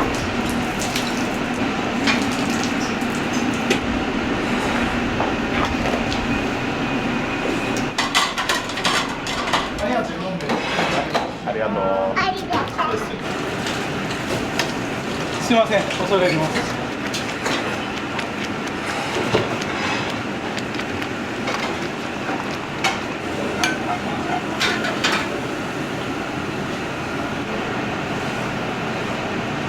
マスターミニ丼です。ミニ丼とライスで、水ラーメンもください。はい、どうぞ。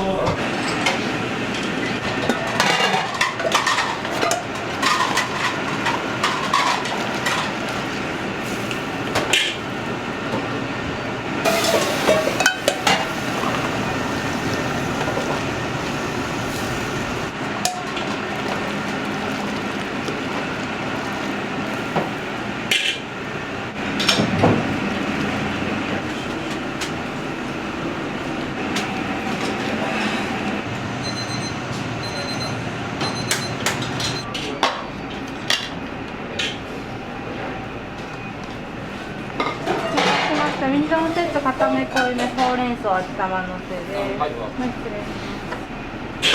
どうぞ。お待たせしました。右のセット濃いめ多めです。失礼します。ほうれん草はお待たせしました。特製ラーメン濃いめ多めです。ごゆっくりどうぞ。美味しかった。美味しいです。美味しいですね。めっちゃくちゃうまいです。よく来られるんですか？いや、初めてです。2位から来ましたね。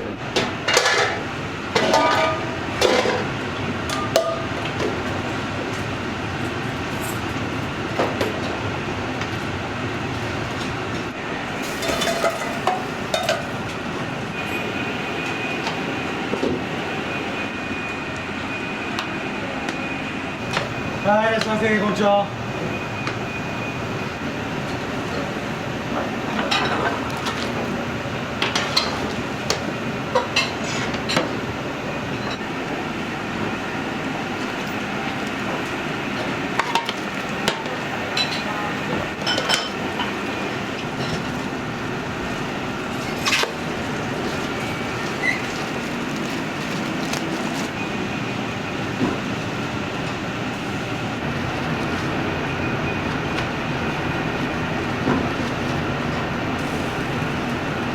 スープ調整します。少々お時間ください。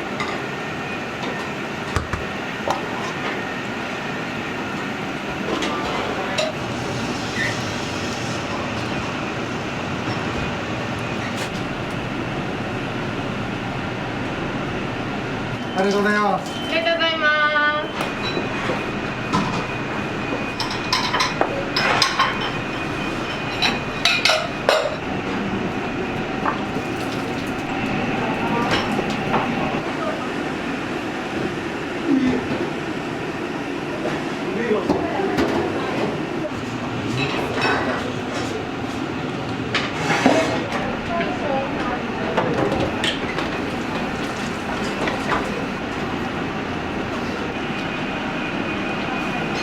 はい、いらっしゃいませ。こんにちは。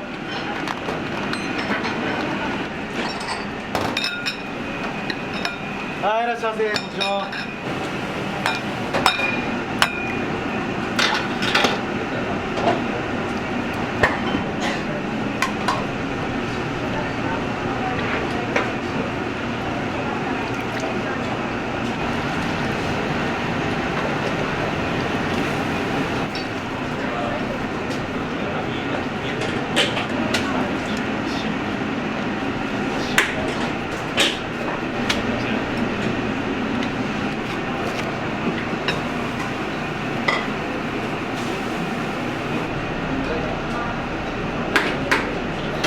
はい、順番にお出しします。温かいうちにどうぞ。柔らかめの方お待ちください。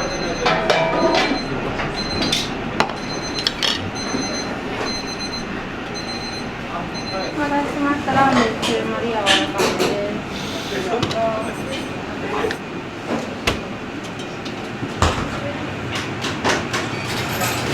ラーメンとご飯よく来られるんですか？今日初めて。たまに来る。好きです。好きです。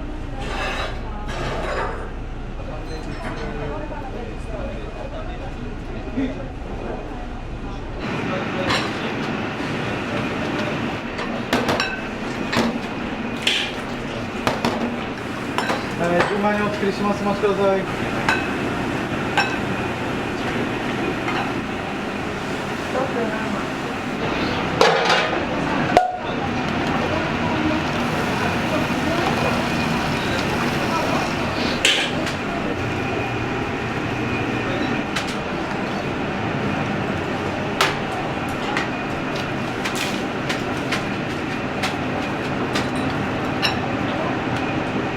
お待たせしました。ラーメン固めです。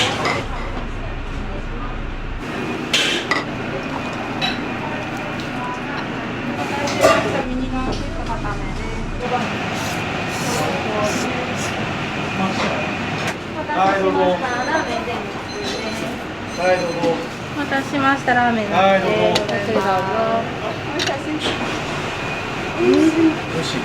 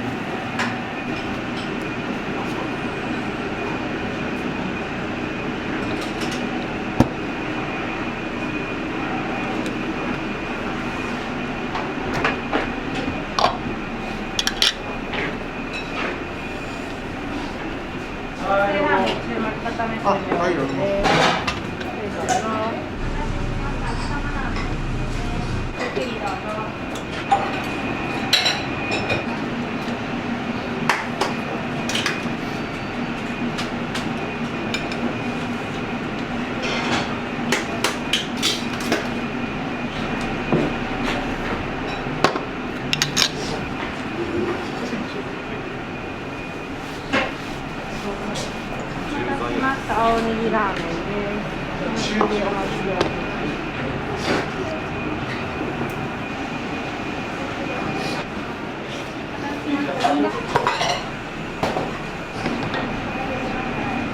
りがとうございます。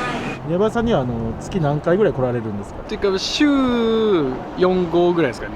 宮林さんの魅力って何ですかね？スープがすっきりしとるのに肉のうまみが奥深くって、で最後までスープ飲み切っても胃に来ない、くどくない、食べやすいのが魅力だと思います。おすすめの食べ方とかありますか？とにかくニンニクとトンバージャンをスープに入れずにレンゲの上で作ってスープを壊さんように食べるのがいいと思います。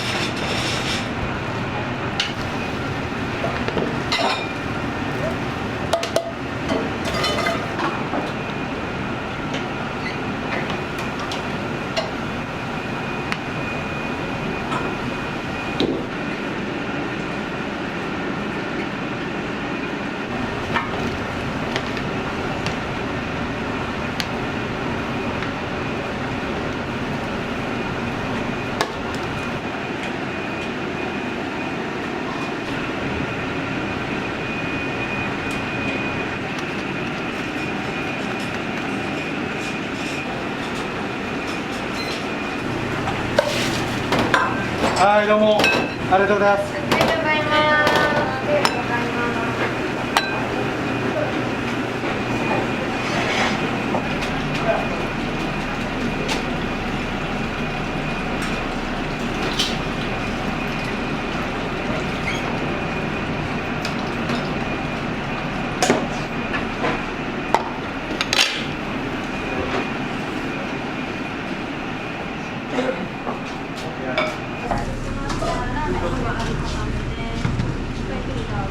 はい、どうぞ。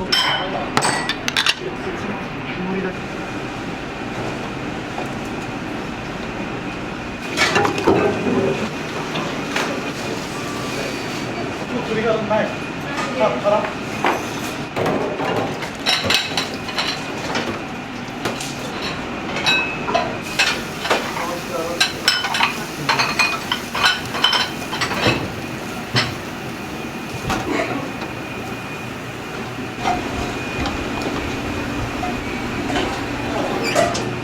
ありがとうございます。来週月火できます。大丈夫です。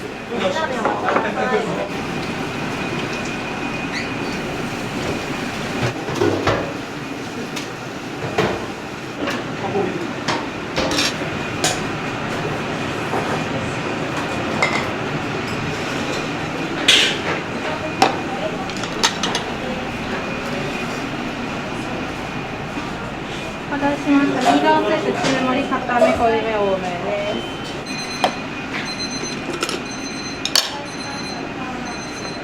お待たせしました。ミニラーメンです。お待たせしました。下間ラーメン油付きの方の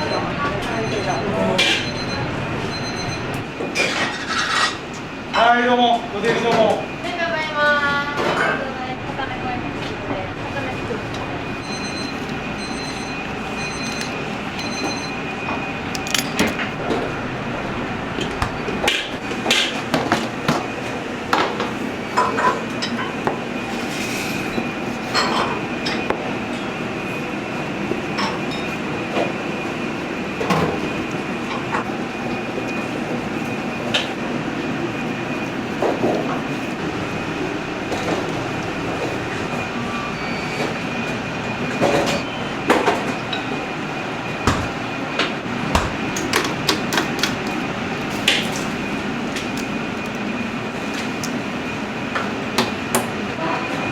ありがとうございます。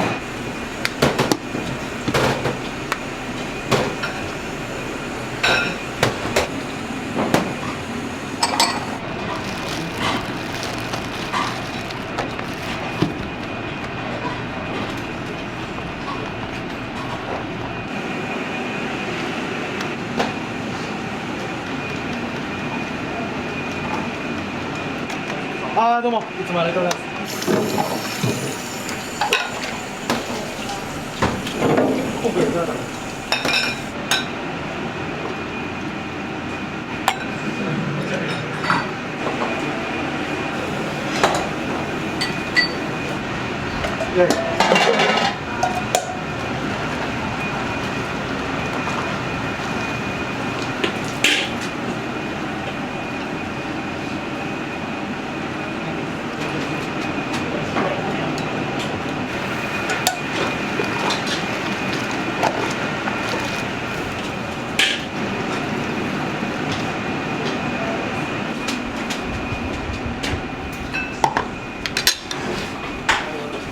前に出ます。あったかい心臓と柔らかめの方をください。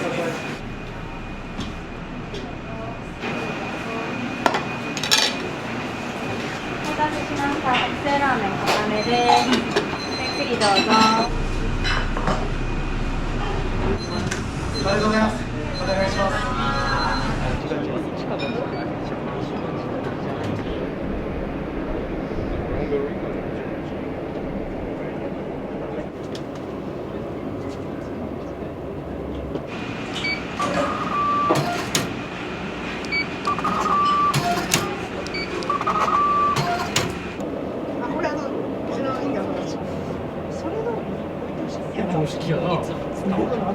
好みどうされますか？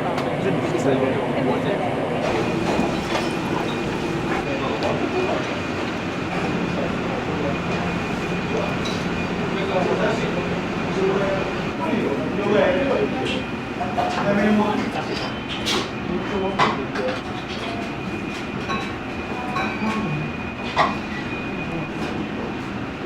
はいどうぞ。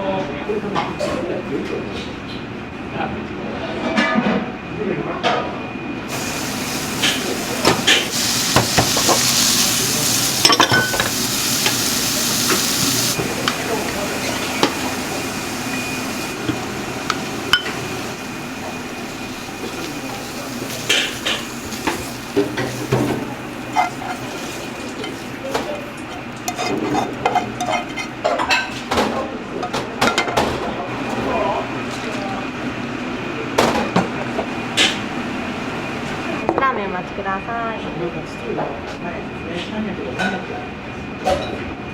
はい、ご提供どうも。ありがとうございます。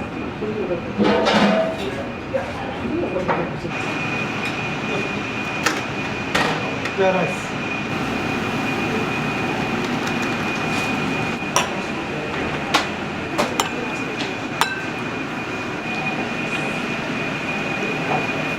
はい、おでりどうも。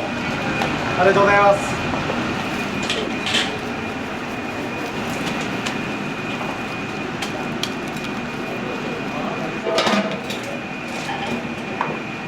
はい、おでりどうも。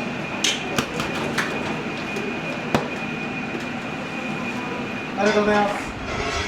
お願いします。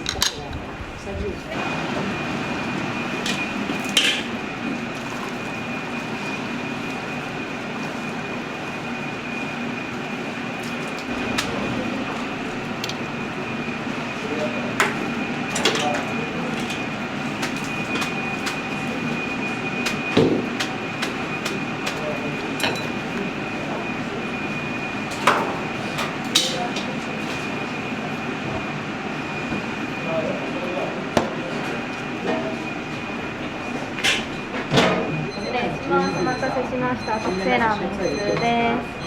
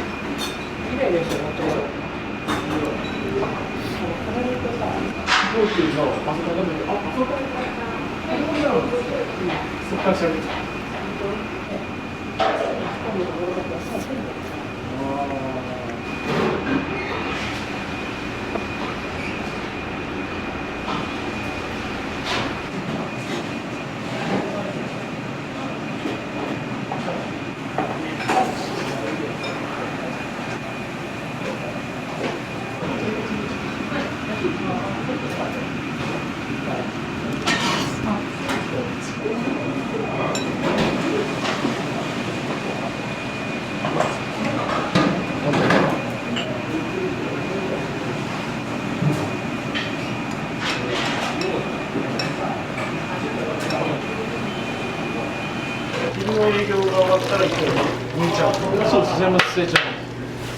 家系で全抜きっていう作業です。入れっぱなしだと骨っぽさが出てきちゃうんで、こうやって抜いて一回きれいにして。でもこれでもやっぱ朝から炊いてるんで、朝と夜とはちょっと味変わってきますよね。本当に言うとどんな違いがあります？やっぱ若干豚骨が強いスタートになります。特化って言っても骨もあるし、ちょっと肉のカスとかもやっぱ出てくるし、朝は完全に分離した状態から始まるじゃないですか。正解がないんで終わりがないです。